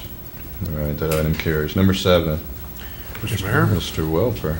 Number 7 is the motion to receive and file proof of publication of notice of a public hearing on the issuance of GCP-6 not to exceed $700,000 general obligation bonds for general corporate purposes. Second. A motion has been made with the second. All in favor? Aye. Opposed? The hearing is now open. Is there anyone that would like to speak to this particular item on the agenda? Going a second time. Mr. Mayor, I move to close the hearing. Second. A motion has been made with the second. All in favor? Aye. The hearing is now closed. Mr. Mayor, I'd like to adopt a resolution to institute proceedings to take additional action of issuance of said bonds. Second. A motion has been made with the second. Council questions? Mr. Mayor. Yes, sir. So the attachment says the bonds should not bear an interest rate not exceeding a maximum specified amount, but that amount's not included. What is the maximum rate that the bond would be sold at? Just waiting there.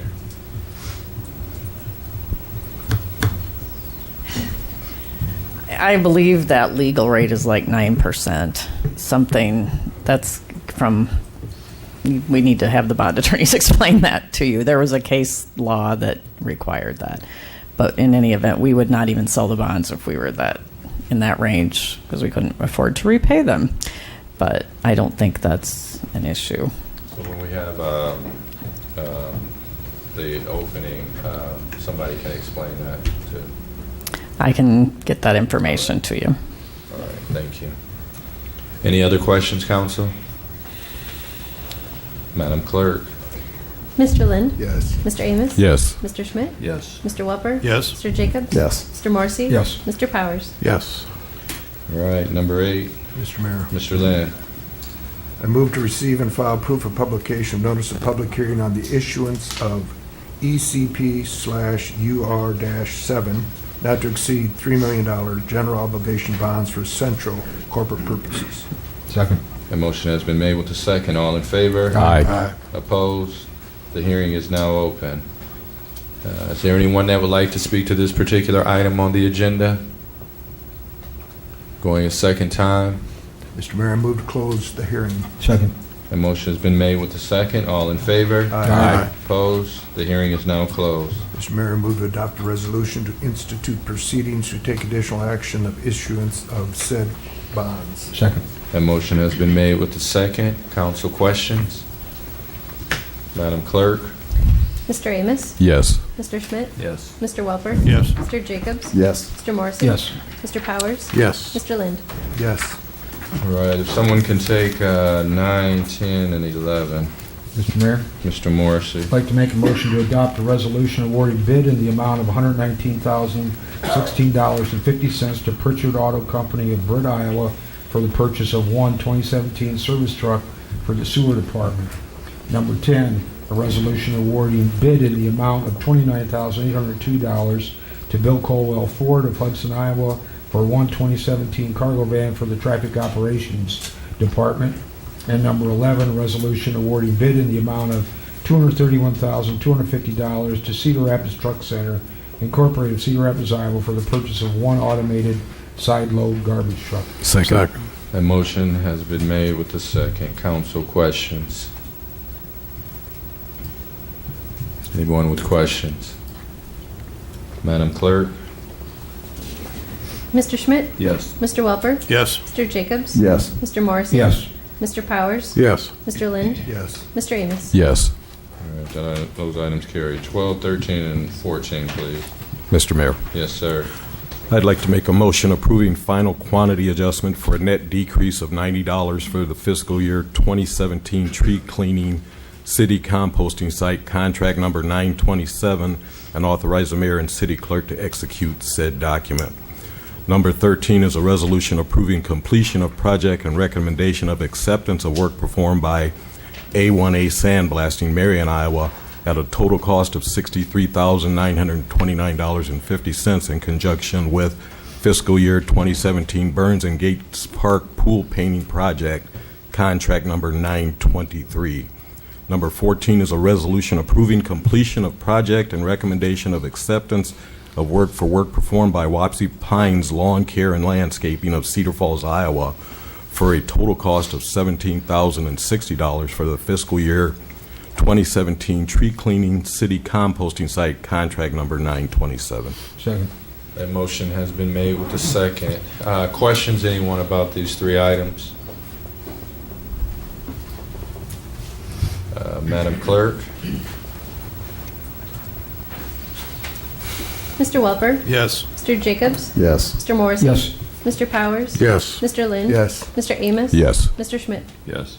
All right. Could someone take 15 through 17? Mr. Mayor. Mr. Schmidt. Item number 15 is adopting a resolution approving a contract with the Cedar Valley J.C.'s for the 84th Annual Greater Cedar Valley J.C.'s Waterloo Open Golf Classic with a rental payment to the city in the amount of $3,000 and authorize mayor and city clerk to execute said document. 16 is adopting a resolution approving a special construction agreement with CenturyLink in the amount of $27,511.77 for relocating a cross box to alleviate conflict with reconfigured driveway access to Center for the Arts parking lot and to accommodate truck traffic for the single-speed brewery. And item 17 is adopting a resolution directing the advertisement for the sale of $9,245,000 in general obligations bonds, Series 2017A, setting the sale date as May 17, 2017, approving electronic bidding procedures, and the official statement for the sale. Second. That motion has been made with the second. Questions, anyone? Mr. Mayor, Yes, Mr. Lind. on number 16, were we aware of that conflict when we, did the development agreement with single speed? And if we were or weren't, why are we paying for that? Why did we go to the single speed and ask them to participate since we're helping them out with their truck traffic? No.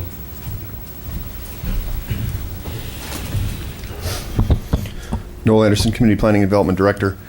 We were not aware of the conflict at the time. However, you may recall we've done a number of improvements around the single-speed site as a part of that overall partnership for that project.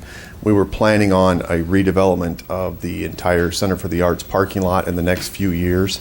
This is a part of that we believe makes sense. It actually helps them out as well and gives us a good new alignment to our parking lot entrance there at the end of Cedar Street. So this is kind of something we're doing to move up in that process. We're putting off the redevelopment of the parking lot for a year due to the construction of the upper plaza occurring this summer. So this is just really basically kind of the first step of the overall parking lot redevelopment. We're just accelerating this small portion of it to help out Single Speed with their cross-docking, and it helps us out to get that project started. So I assume number 21 is the same thing. Yes, it is. In other words, we're doing something that we were going to do anyway. Correct. For the parking lot access. That is correct. Okay. All right, good question. Any other questions on these items?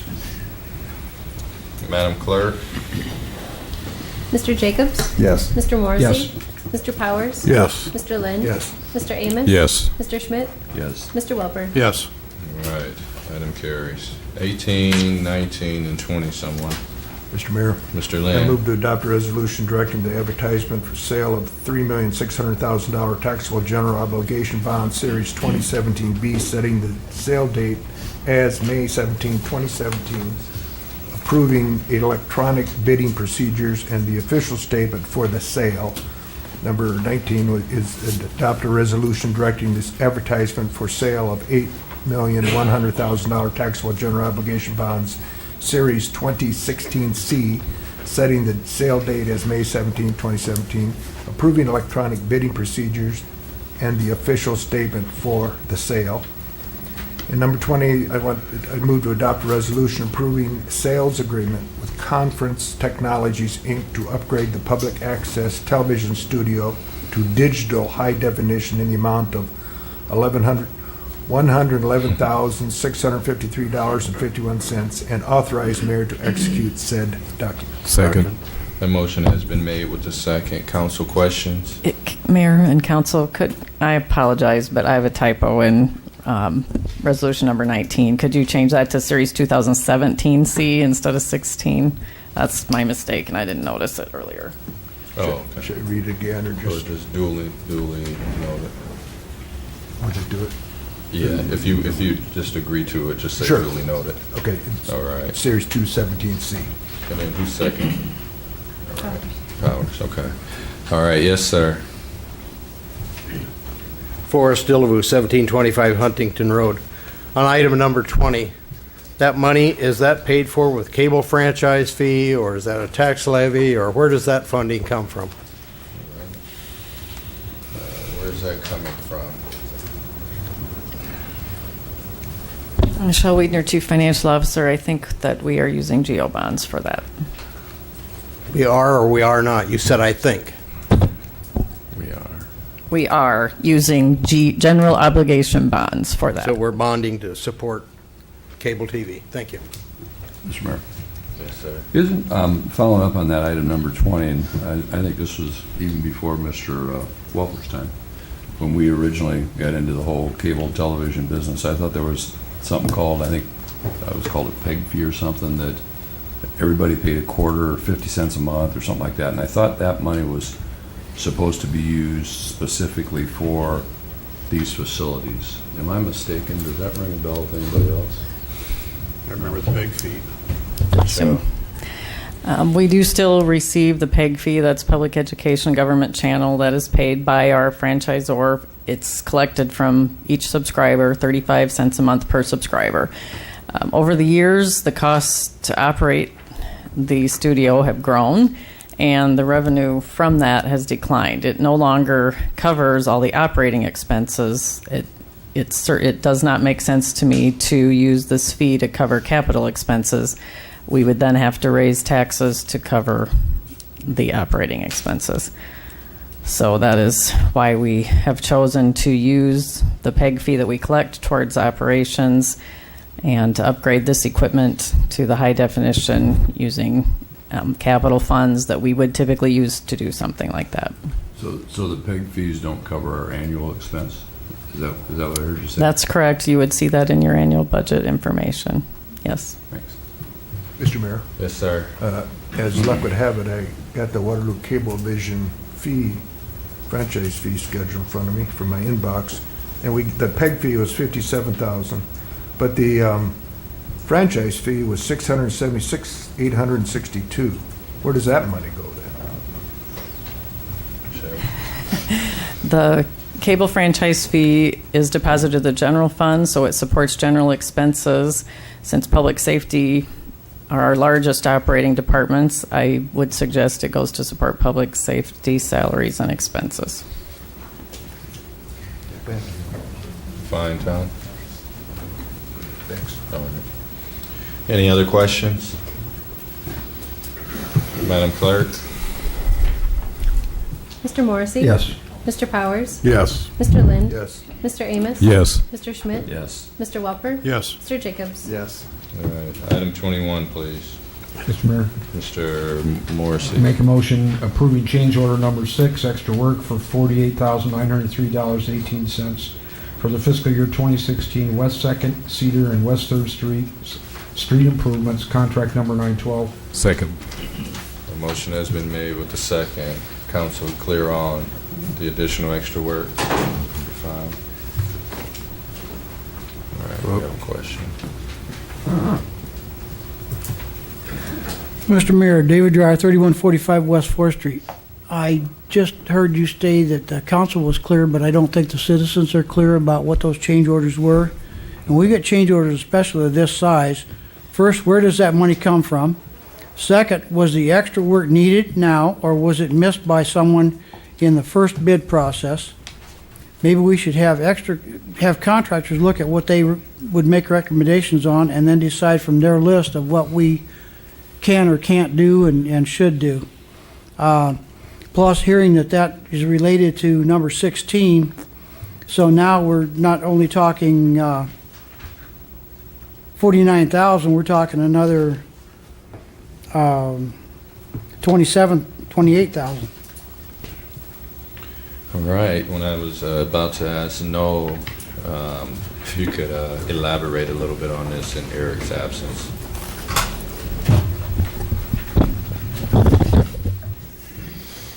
Noel Anderson, Community Planning and Development Director. It is paid for by bonds that were set aside for the parking lot and street improvements in that area, in the downtown area.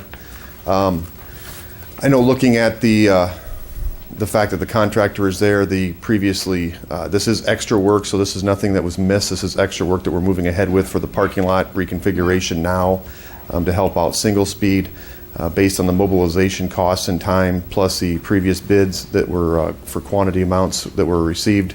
Engineering believe this is the most competitive way to get the work done, and at a good cost-effective approach for the city of Waterloo. All right. Thank you, Noel.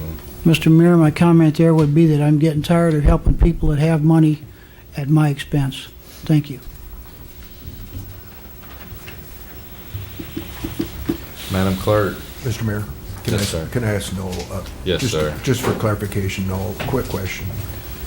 An extra work order, as I think we've discussed before, gives us the ability to use the contractor who is the lowest bidder in the previous project, that we're adding extra work order to. So we're getting the benefit of all the prices that he gave us originally when we bid it. Had we gone out and got a new guy to do this, it'd probably cost us more money, much more money. We believe so. Obviously, they were the lowest competitively bid amount for all the quantities and all that before. They're already on the site, so there's no mobilization and time efforts to get to the site. So we believe it's the best way to move ahead. All right. That motion was made by second. Council, all in favor? Aye. Opposed? Motion to adjourn. Second. Motion been made with the second. All in favor? Aye. Opposed? Okay, sorry.